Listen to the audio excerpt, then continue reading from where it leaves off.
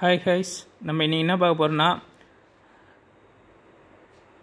எறா எப்படி சமைப்பதை பற்றி தான் பார்க்க போகிறோம். எறாவை சமைக்கக்குள்ளே நம்ம நல்லா எறா கடைக்கு போய் நல்லா எறாவை ஃபஸ்ட்டு வாங்கிக்கணும். அதுக்கப்புறம் எறாவை நல்லா ஆஞ்சிக்கணும். அதுக்கப்புறம் பார்த்திங்கன்னா நல்லா கழுவிடணும்.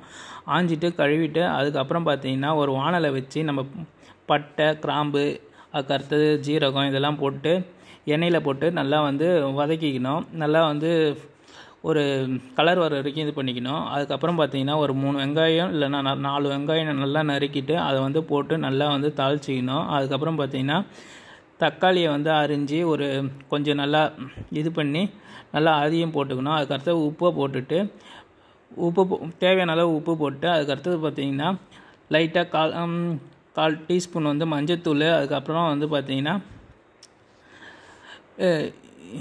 இஞ்சித்தூள் பேஸ்ட்டு, அதுக்கப்புறம் பார்த்திங்கன்னா இது மிளகாத்தூள், அதுக்கப்புறம் உங்களுக்கு தேவையான அளவு மொண்டை போட்டுக்கோங்க. கரம் மசாலா அந்த இதை போட்டுக்கோங்க.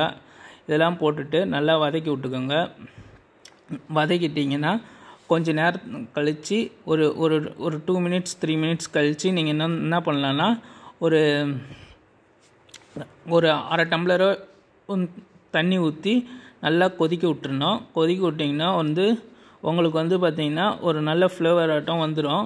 இது காரமாகி உங்களுக்கு எறா நல்லா வெந்து ஒரு 15 நிமிஷம் வேக வச்சிங்கன்னா உங்களுக்கு எறா ரெடி ஆகிடும். Thank you friends. பிடிச்சிருந்தால் லைக் பண்ணுங்கள், ஷேர் பண்ணுங்கள், கமெண்ட் பண்ணுங்கள், சப்ஸ்கிரைப் பண்ணுங்கள். முக்கியமாக ஸ்டவ் ஆன் பண்ணணும்.